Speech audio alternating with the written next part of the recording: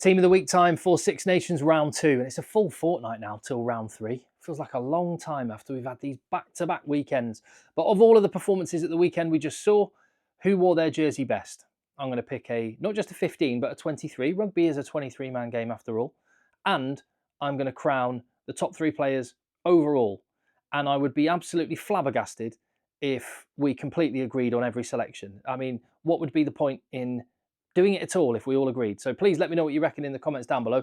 I'm Tim and this is Egg Chasers and this is my team of the week. Andrew Porter in the number 1 jersey. That guy's engine is just insane. Scrummaged like a demon. He was getting offloads, there were turnovers, carries, charging down kicks. I think that the rugby world generally does not recognise the talent of prop forwards. And I was talking about that in the build-up to the World Rugby Awards in relation to Oxen Che. I led a campaign for him for about 3 months to try and get him at least nominated. I think Andrew Porter had an immense performance at the weekend. And Giacomo Nicotera, all action, 3 turnovers to his name, hard carries, solid set piece. The Italian hooker, big part of the reason why they dismantled Wales. Finlay Bealham, a guy that very rarely gets his dues as well. I mean, mainly because when you think of Finlay Bealham, you think, oh yeah, he's a solid, dependable backup for Tadhg Furlong. He's had to be the main man for a chunk now because of all Tadhg Furlong's injuries. And he was excellent against Scotland, got on top of the battle against Rory Sutherland. And I think he might have got a turnover as well. So yeah, he was busy around the park. Nicolo Canoni, rugby's answer to Jake Paul. He could honestly, if the rugby doesn't work out, he could be a Jake Paul lookalike. But the rugby's working out quite nicely. He smashed rucks, smashed people. Just a proper tight headlock. Horrible performance. It's just one of those guys you just hate to play against. There was a nastiness to him in the best possible way. And I loved his performance. Tadhg Beirne, I mean, the guy is just relentless, never stops. I just don't know how he keeps going and keeps doing it. Puts himself in the pain cave every single time, as does Tom Curry for England. These last 2 games, if you were picking a player of the tournament right now, I say it's Tom Curry. He has been incredible. The best player on the pitch at Twickenham, should have won the man of the match.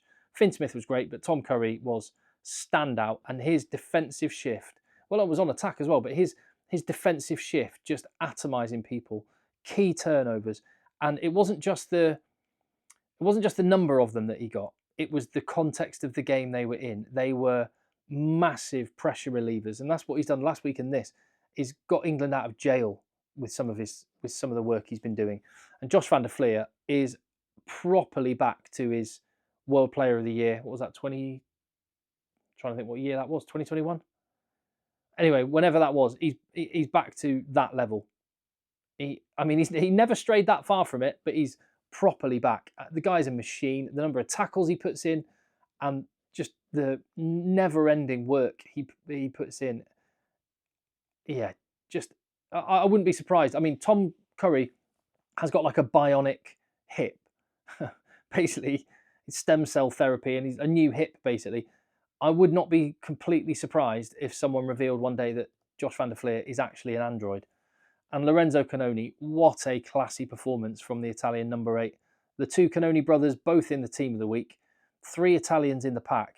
Canoni was a colossus. Huge tackle count. Running for loads of meters. Offloads, just a classy player. It was, and this is the highest praise you can pay an Italian number 8, it was Sergio Parise-esque.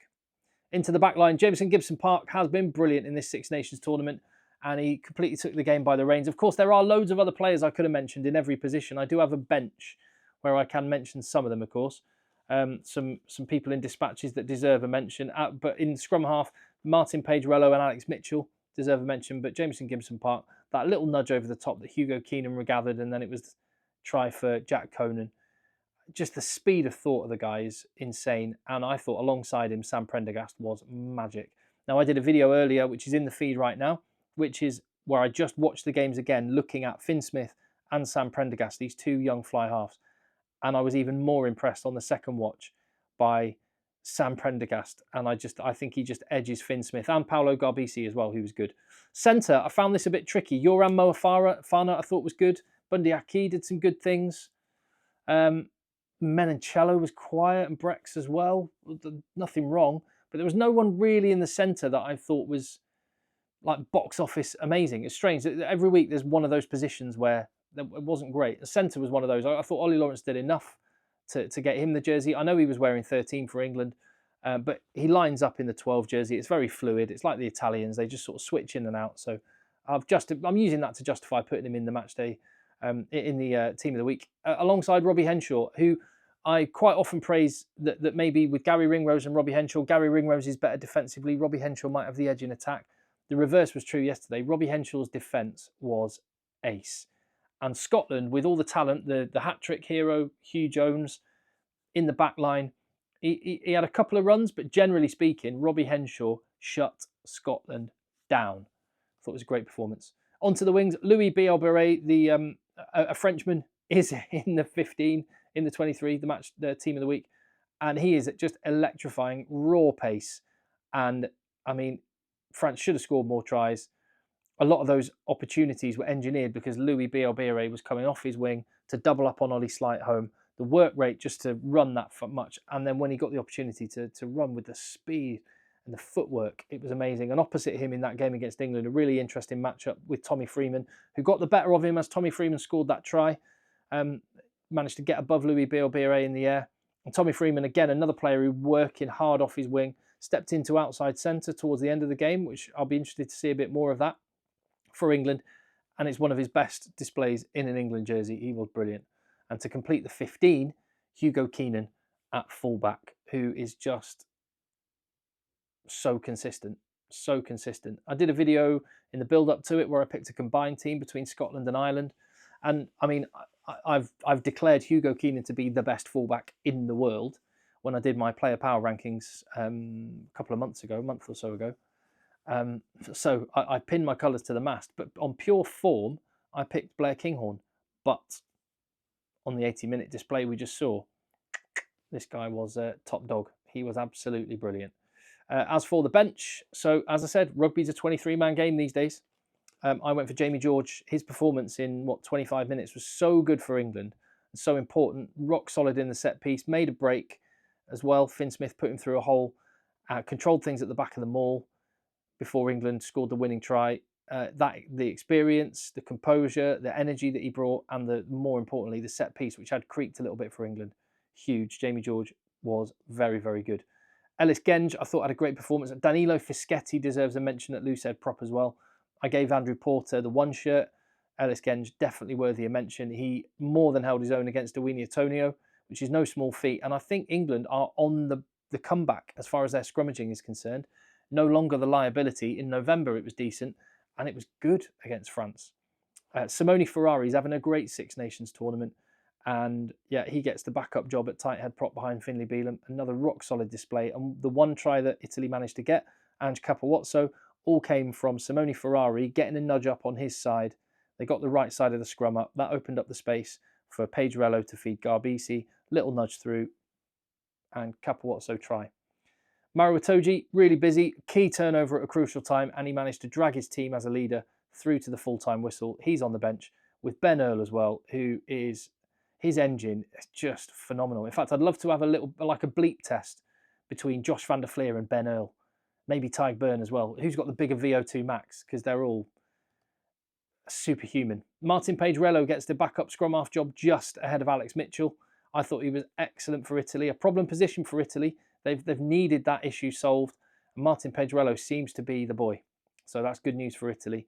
Finn Smith is the backup fly half there. Sam Prendergast, Finn Smith, it was close, 1A, 1B. Paolo Garbisi also deserves a mention.